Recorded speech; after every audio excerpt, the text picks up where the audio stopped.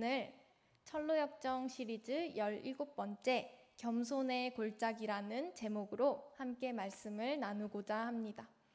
말씀을 시작하면서 먼저 제인 이글스톤이라는 한 신자가 뉴스 서비스 웹페이지에 남긴 골짜기라는 제목의 시를 한 편 들려드리겠습니다. 삶은 때로 견딜기 힘들어 보이기만 한다네. 슬픔과 고통, 재앙만이 가득하고 그런데 그때 난 기억할 것이 있다네. 그건 그 골짜기에서 내가 자라난다는 것일세. 내가 만일 산의 정상에서만 머물러 있고 고통을 전혀 경험하지 않는다면 난 하나님의 사랑을 감사할 줄 모르는 헛된 인생을 산 것이 아닐까. 내 비록 배울 것이 아직 많이 남아있고 내 자람은 너무 더디기만 하고 내가 도달할 산의 정상을 포기하지는 못하지만 그 골짜기에서 난 자라고 있다네. 네, 우리의 인생도 지나간 시간들을 되돌이켜보면 마치 깊은 골짜기를 통과하는 듯한 느낌이 들 때가 있습니다. 우리 계속해서 살펴보고 있는 철로역정에서 순례자 크리스천은 아름다운 집에서 평화와 안식을 체험하고 신앙의 선배들에게 믿음을 배우고 다시 한번 무기고에 들려서 영적인 무장을 하였습니다. 그러고 나서 아름다운 집 식구들의 배웅을 받으며 빵 한 덩어리와 포도주 한 병, 건포도 한 줌을 선물로 받아 다시 길을 떠나게 됩니다. 그런데 길을 나선 지 얼마 되지 않은 크리스천에게 그를 기다리고 있는 것은 바로 내리막길 골짜기였습니다. 골짜기에 들어서기 무섭게 그는 아볼루온이라는 괴물과 맞닥뜨리게 됩니다. 요한은 요한계시록에서 아볼루온을 이렇게 묘사하고 있습니다. 그들에게 왕이 있으니 무저갱의 사자라. 히브리어로는 그 이름이 아바돈이요 헬라어로는 그 이름이 아볼루온이더라. 아멘. 아볼루온은 파괴하다라는 뜻의 헬라어 아폴리오에서 파생된 말입니다. 즉 파괴자, 멸망자라는 의미로 요한계시록 5번째 나팔 재앙 때 무저갱에서 올라온 사탄의 이름입니다. 존 버녀는 아볼루온의 모습을 물고기처럼 온 몸을 비늘로 덮었고 용처럼 날개가 달린 존재로 묘사하고 있습니다. 앞에 그림을 보시면 온 몸을 용의 비닐로 덮고 있고 물고기의 비닐로 덮고 있고 용처럼 날개가 달린 아볼루온의 모습을 보실 수 있습니다. 괴물, 곧 마귀는 우박을 쏟아내듯 불화살을 크리스천을 향해 쏘아댔습니다. 이때 크리스천은 방패를 사용하여 있는 힘을 다해 막아냈지만 결국 머리와 손발에 상처를 입고 말았습니다. 고린도 후서에서 사도 바울은 인생의 순례길에서 자신이 이처럼 사탄의 불화살 공격으로 인하여 상처를 입었음을 고백합니다. 네, 고린도후서 12장 7절을 함께 볼게요. 여러 계시를 받은 것이 지극히 크므로 너무 자만하지 않게 하시려고 내 육체의 가시 곧 사탄의 사자를 주셨으니 이는 나를 쳐서 너무 자만하지 않게 하려 하심이라. 아멘.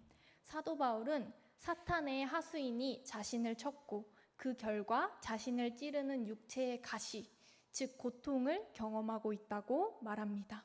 마치 가시에 찔린 것 같은 아픔을 경험하고 있다는 것입니다. 우리는 성경에서 이 가시가 어떤 것인지, 이 가시가 도대체 무엇인지 정확하게 알 수는 없습니다. 왜냐하면 성경을 통해서 자세하게 설명되어지고 있지 않기 때문에 구체적으로는 알 수 없으나 어떤 학자들은 사도 바울이 안질이나 간질 같은 고칠 수 없는 난치병을 앓고 있었다고 추정합니다. 또 어떤 학자들은 가시의 헬라어 어원이 스콜로푸스가 그 어원을 따라서 뾰족한 것 또는 말뚝을 의미하기 때문에 당시의 고문이나 사형도구를 일컫는 말이라고 하는 그것을 근거로 그를 중상모략하고 박해하던 율법주의자들이 실제로 사탄의 하수인 노릇을 하며 평생 그가 복음을 전하고 죽는 날까지 그를 괴롭혔다는 뜻으로 말하기도 합니다. 결국 질병이든 사람의 물리적인 공격이든 어떠한 경우든 간에 사탄의 공격으로 사도 바울에게 아픈 가시가 있었던 것입니다. 그런데 우리는 여기서 사도 바울의 삶의 태도를 주목하여 볼 필요가 있습니다. 사도 바울은 삶에서 만난 가시를 어떻게 대하였습니까? 처음에는 그 가시가 자신에게서 떠나가게 해달라고 몇 번 강구하였죠? 3번이나 간청하였습니다. 하지만 주님께서는 내 은혜가 내게 족하다. 내 능력은 약한 데서 완전하게 된다 하는 말씀을 하셨습니다. 사도 바울은 그것을 기쁨으로 받으며 그리스도의 능력이 더욱 드러날 수 있도록 자신의 약점을 자랑하는 태도를 보입니다. 하나님이 의도하신 인생의 순례길을 걸어가는 우리도 가시가 우리에게 주어진 진정한 의미를 깨닫고 이에 대한 가시를 대하는 태도를 분명히 해야 합니다. 사도 바울이 삶의 가시를 대하는 태도를 통해서 우리도 삶의 태도를 어떻게 취해야 할지 한번 살펴보도록 하겠습니다. 첫 번째, 삶의 가시는 하나님의 선물이라는 사실입니다. 사도 바울의 태도를 한번 보십시오. 고린도후서 12장에 또 다시 제가 읽어드리겠습니다. 그러므로 내가 그리스도를 위하여 약한 것들과 능욕과 궁핍과 박해와 공고를 기뻐하노니 이는 내가 약한 그때에 강함이라. 아멘. 놀랍게도 가시에 대한 불평보다는 그 가시로 인해서 약한 것을 도리어 기뻐하는 모습을 보이고 있습니다. 그런데 여기서 말하는 약함은 곧 무기력함을 자랑했다고 생각해서는 안 될 것입니다. 이 약함은 어리석음으로 겪는 고난이나 고통이나 그런 무기력함이 아닌 그리스도를 위한 고난을 가리킵니다. 이러한 일이 어떻게 가능하겠습니까? 사도 바울은 충분히 기도한 뒤에 이것을 깨닫게 되었습니다. 우리가 충분히 기도한 뒤에 깨닫게 되었을 때 이러한 일이 가능하게 됩니다. 3번씩이나 간절히 또 치열하게 기도했습니다. 이 3번은 단순히 하나님 제게서 가시를 거두어가 주세요. 저를 그냥 이 고통에서 벗어나게 해주세요. 이 정도가 아니었습니다. 이 3번은 우리 예수님께서 겟세마네 동산에서 아버지께 3번 기도하셨을 때 어떻게 기도하셨죠? 땀방울이 핏방울이 되도록 간절하게 기도하셨는데요. 그렇게 땀방울이 핏방울이 될 정도로 간절하게 힘쓰고 애써서 기도하는 것을 또 우리 사도 바울의 기도를 보면 그 장면이 겹쳐 보이게 됩니다. 이러한 그가 받은 응답은 가시를 없애주심이 아니라 무엇이었습니까? 가시가 없어졌나요, 단번에? 아닙니다. 내 은혜가 내게 족하도다. 이는 내 능력이 약한 데서 온전하여 짐이라 라고 말씀하셨습니다. 이 말씀을 받은 그는 도리어 크게 기뻐하였습니다.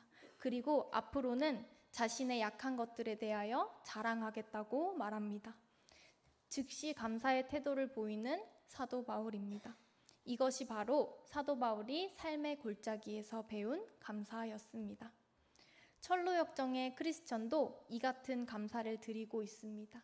그는 파괴자 사탄 아볼로온에게 부상을 입었습니다. 하지만 일촉즉발의 위기의 순간에 주님의 도우심을 구했고 다시 일어나 하늘의 능력을 힘입어 칼을 휘둘렀습니다. 그리고 마침내 아볼로온을 물리칠 수 있었습니다. 다음 순간 크리스천은 기쁨의 찬송을 드렸습니다. 그것은 바로 감사의 찬송이었는데요. 제가 읽어드리도록 하겠습니다. 거대한 바알세붑 마귀의 대장, 날 죽일 작정을 하고 갖가지 무기와 몸서리치는 분노를 쏟아가며 나와 격렬한 싸움을 벌였네. 하지만 하나님의 천사 미카엘이 날 도왔네. 단칼에 원수를 날려보냈네. 그러므로 하나님을 영원히 찬양하리라. 그분의 거룩한 이름을 감사하며 송축하리라. 크리스천이 감사를 드린 곳은 바로 겸손의 골짜기였습니다. 그는 바로 이 골짜기에서 자신의 힘이 아닌 주님의 능력을 의지하는 것이 승리임을 배울 수 있었습니다. 우리가 두 번째로 취해야 할 자세는 바로 겸손의 골짜기를 지나야 한다는 것입니다. 다시 사도 바울의 이야기로 돌아와서 바울의 감사를 깊이 생각해 봅시다. 그가 진정으로 감사할 수 있었던 큰 동기는 바로 가시를 통해 겸손을 배웠기 때문입니다. 7절을 함께 보도록 할게요. 여러 계시를 받은 것이 지극히 크므로 너무 자만하지 않게 하시려고 내 육체의 가시 곧 사탄의 사자를 주셨으니 이는 나를 쳐서 너무 자만하지 않게 하려 하심이라.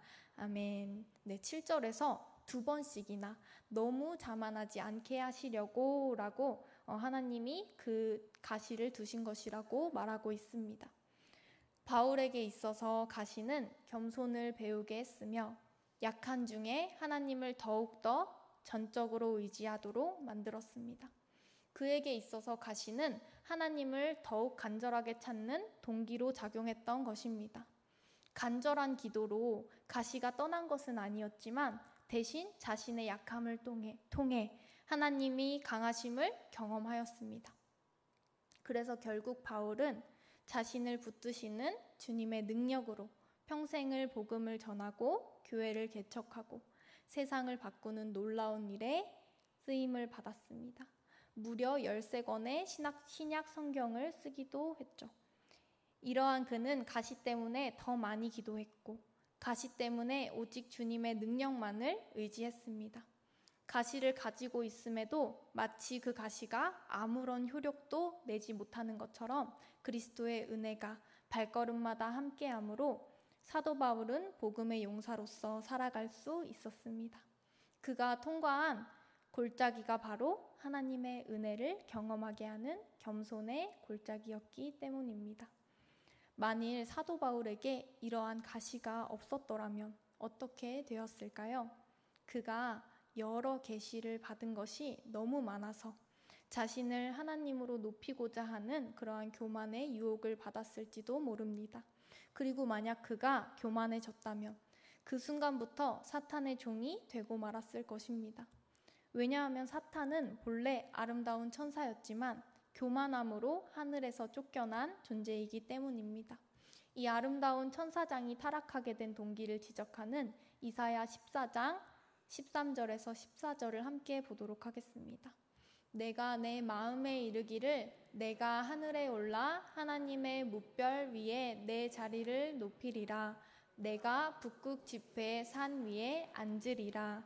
가장 높은 구름에 올라가 지극히 높은 이와 같아지리라 하는도다. 아멘. 네, 여기 타락한 자가 반복해서 강조하는 단어가 있는데요. 5번이나 강조가 되고 있어요. 내가, 네, 맞습니다. 무려 5번이나 내가를 반복합니다. 우리 입술에서 내가라는 단어가 반복되면 하나님이 주체이신 삶이 아니라 하나님을 높이는 삶이 아니라 자신을 중심으로 삼고 자신을 높이는 삶을 살아가고 있다는 신호입니다. 반면 우리의 입술에서 내가 아니라 하나님이나 그리스도라는 단어가 계속해서 나온다면 그것은 우리가 하나님의 종이요 그리스도의 종임을 나타내는 청신호일 수 있습니다. 하나님은 우리로 하여금 인생의 순례길에서 내리막의 낮은 골짜기를 허락하실 때가 있습니다.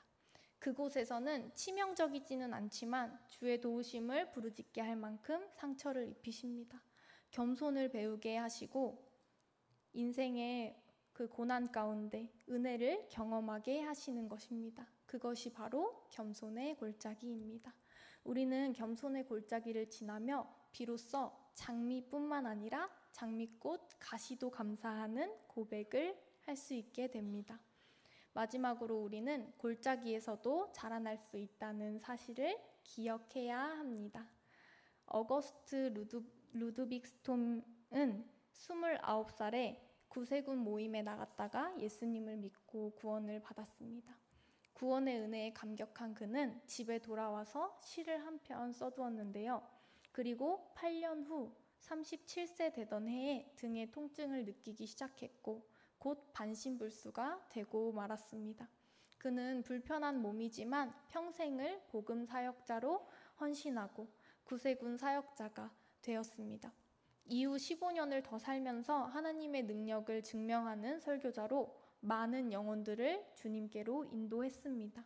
그는 자신이 처음 예수님을 믿고 회심을 경험하고 쓴 시가 바로 자기 인생의 예언적 증거가 되었다고 고백했습니다. 그 시가 바로 복음성가 날 구원하신 주 감사입니다. 날 구원하신 주 감사, 모든 것 주심 감사, 지난 추억 인해 감사, 내 주 내 곁에 계시네, 향기로운 봄철에 감사, 외로운 가을날 감사, 사라진 눈물도 감사, 나의 영혼 평안해, 응답하신 기도 감사, 거절하신 것도 감사, 헤쳐나온 풍랑 감사, 모든 것 채우시네, 슬픔과 기쁨도 감사, 절망 중 위로 감사, 측량 못할 은혜 감사, 크신 사랑 감사해, 길가의 장미꽃 감사, 장미 가시도 감사, 따스한 가정 희망 주신 것 감사, 기쁨과 슬픔도 감사, 하늘 평안을 감사, 내일의 희망을 감사, 영원토록 감사해. 네, 어거스트는 반신불수가 되기 전에 이 시를 지었는데 사실 이 시를 지을 당시에는 어거스트는 그 시의 참 뜻을 알지 못한 채 이 시를 지었지만 반신불수가 되고 나서 자신이 지은 시의 참된 의미와 진정한 감사를 인생의 골짜기, 겸손의 골짜기를 지나며 배우게 되었습니다. 이후에 한 작곡가에 의해서 이 시는 복음성가로 재탄생하게 됩니다. 자, 제가 서두에서 제인 이글스톤의 시 골짜기의 첫 부분을 인용하였는데요. 다음은 그의 시 마지막 부분입니다. 주여, 제가 너무 좌절을 느껴 불평한 것을 용서하소서. 저를 부드럽게 일깨워 주소서. 그 골짜기에서 제가 자라난다는 것을. 주여, 저에게 힘을 공급하시고 날마다 저를 사용하여 주시어 다른 이들과 사랑을 나누게 하사 저들의 길 찾는 일에 도움이 되게 하소서. 주님, 이제 골짜기를 인해 당신께 감사하겠사오니 한 가지만 제가 부디 알게 하소서. 산의 정상이 영광스럽기는 하지만 그러나 골짜기에서 제가 자라날 수 있다는 것을. 인생의 골짜기, 나를 상처 입힌 골짜기에서도 감사를 배울 수 있도록 우리는 기도해야 합니다. 저에게도 작은 가시가 하나 있습니다. 21살 이제 대학교 2학년 때 있었던 일인데요. 학교를 한참 다니고 있었는데 그 시기에 이제 그 높은 계단에서 내려오다가 추락하는 사고가 있었습니다. 그래서 거의 한 2.5층에서 3층 높이 되는 되게 높은 곳이었는데요. 거기서 이제 굴러 떨어지면서 낙상 사고를 당하고 그리고 이제 학교를 휴학하면서 거의 반년 넘는 시간 동안 치료를 받고 회복을 하면서 다시 이제 일상에 복귀를 하였는데요. 지금도 여전히 그 사고의 후유증 때문에 때로는 이제 몸이 힘들고 또 조금만 이렇게 무리하면 몸에 이렇게 좀 위험 신호가 올 때가 있습니다. 당시에는 너무 원망스럽고 답답하기만 했는데요.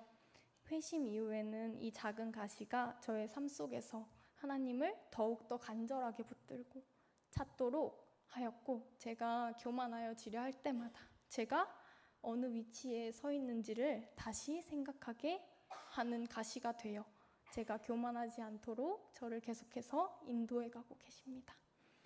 지금 이 자리에서 말씀을 듣고 계시는 성도님들께서도 하나님께서 허락하신 가시가 있으신 줄로 압니다.